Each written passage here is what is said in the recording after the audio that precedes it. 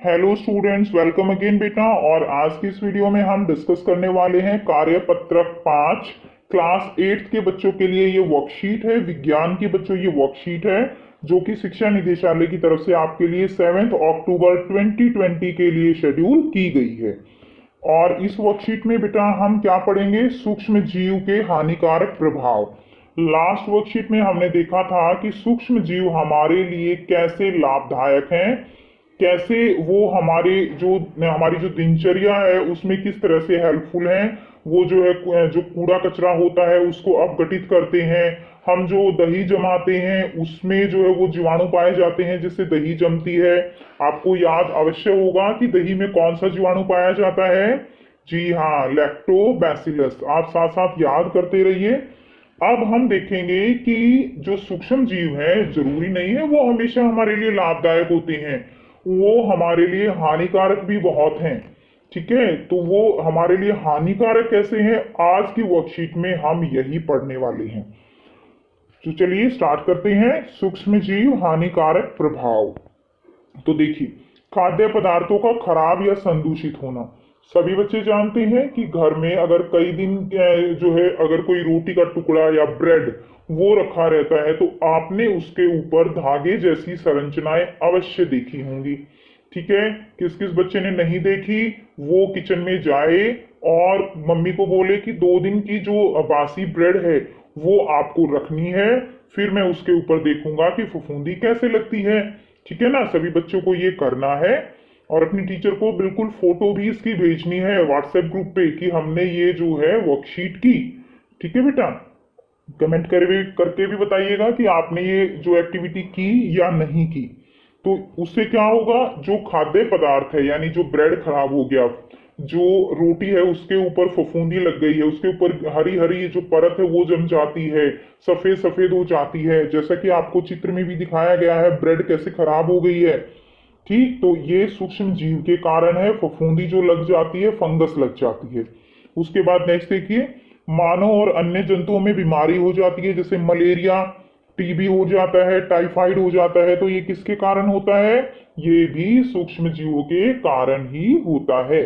हमारे चारों तरफ बहुत प्रकार के जीव जो सूक्ष्म जीव हैं वो पाए जाते हैं, जिनमें कुछ लाभदायक है कुछ हानिकारक हैं। जो हानिकारक हैं उनके कारण हमें बीमारियां होती हैं। अभी जैसे जो कोरोना जो विषाणु है वो भी क्या है, सूक्ष्म जीव है जिसके कारण हम घरों में कैद हो गए हैं। ठीक, अब देखिए नेक्स्ट, कवक द्वारा कपड़े, चमड़े और कागज को संदूषित करना।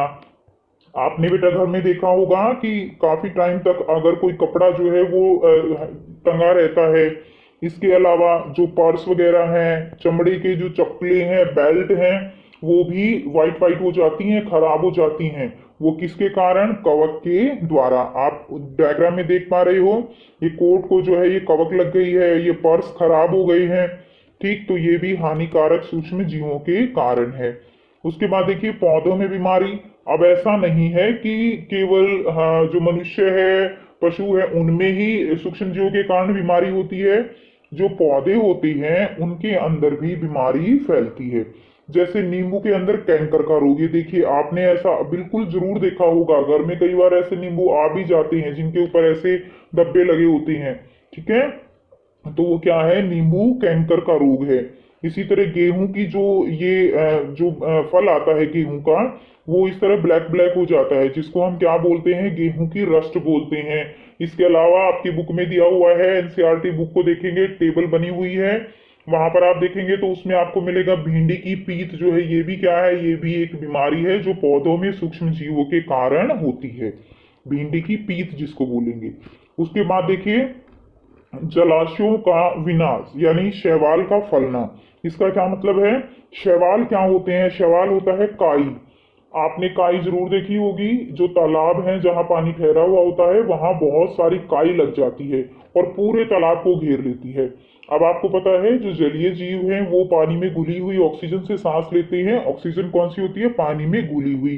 अब क्या होता है कि जब पानी के ऊपर इसकी जो ये शैवाल है उसकी परत बन जाती है तो पानी के अंदर ऑक्सीजन घुल नहीं पाती, अंदर ऑक्सीजन कम हो जाती है, जिसके कारण जो जलीय जीव हैं जैसे मछलियां हैं वो अच्छे से सांस नहीं ले पाती और मरने लगती हैं। जो भी समुद्री जीव हैं या पानी के जीव हैं, ठीक है, उन तालाबों में रहने वाले जीव हैं, तो वो क्या है, वो मरने लग जाती हैं।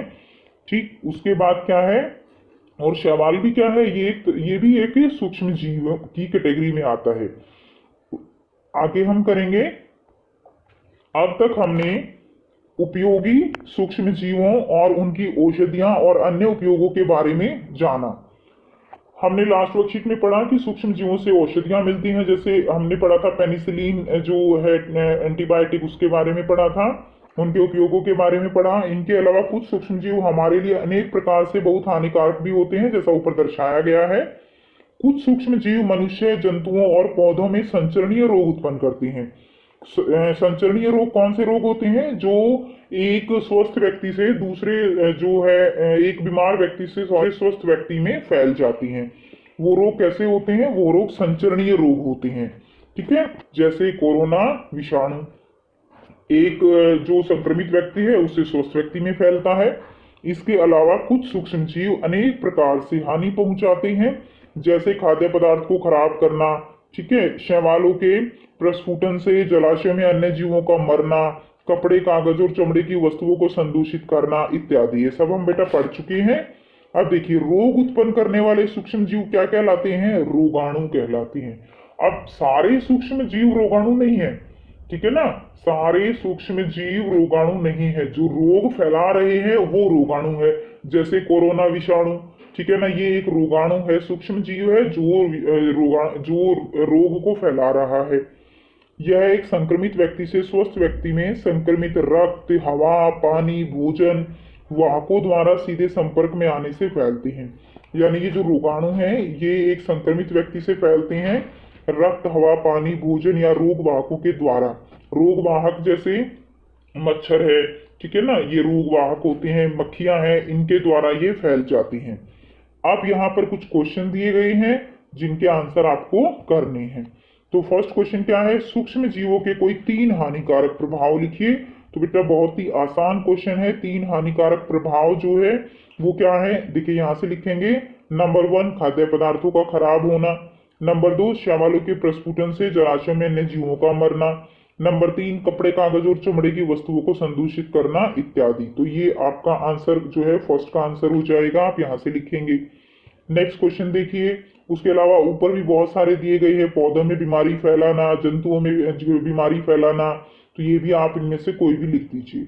नेक्स्ट देखिए, भोजन को ढककर रखने की सलाह क्यों दी जाती है। बहुत ही आसान है, सभी बच्चों को पता है भोजन को ढककर क्यों रखना चाहिए, ताकि जो हानिकारक सूक्ष्म जीव है वो उसको खराब ना कर सकें और हम बीमार ना हो जाए, कोई बीमारी ना फैलाएं। तो आइए देखते हैं इसका आंसर आप कैसे लिखेंगे। देखिए, भोजन को जो है ढक कर रखने की सलाह इसलिए दी जाती है, यहाँ पे आप लिख लीजिए, ढक कर रखने की सलाह, ढक कर रखने की सलाह इसलिए दी जाती है ताकि कोई भी सूक्ष्म जीव हमारे खाने को खराब ना कर सके। मक्खियां जो बीमारियां फैलाती हैं वह खाने से दूर रहें और हम क्या रहें, सुरक्षित रहें, हमें कोई बीमारी ना हो। तो ये जो है आंसर आप लिखेंगे, ठीक है। इसीलिए हमें भोजन को क्या करना चाहिए, हमें भोजन को ढक कर रखना चाहिए। चलिए नेक्स्ट क्वेश्चन करते हैं। क्वेश्चन नंबर 3 है, रोगाणु किन्हें कहते हैं, यह संक्रमित व्यक्ति से स्वस्थ व्यक्ति तक कैसे फैलते हैं। तो अभी हमने पढ़ा, रोग उत्पन्न करने वाले सूक्ष्म जीव क्या कहलाते हैं, रोगाणु कहलाते हैं। और यह एक संक्रमित व्यक्ति से स्वस्थ व्यक्ति में संक्रमित रक्त, हवा, पानी, भोजन या सीधे संपर्क द्वारा फैलते हैं। तो यहां तक बच्चे आप इसका आंसर लिखेंगे। क्वेश्चन नंबर 3 का आंसर है ये, ठीक है।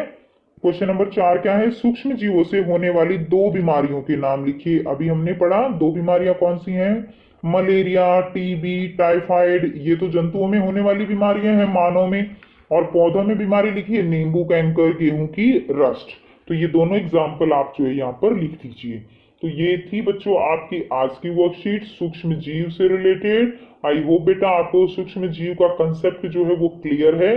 कोई भी प्रॉब्लम है कमेंट करके पूछिए। वीडियो अच्छी लगी हो तो लाइक शेयर जरूर कर दीजिए, चैनल को सब्सक्राइब कर लीजिए। And thanks for watching, have a nice day.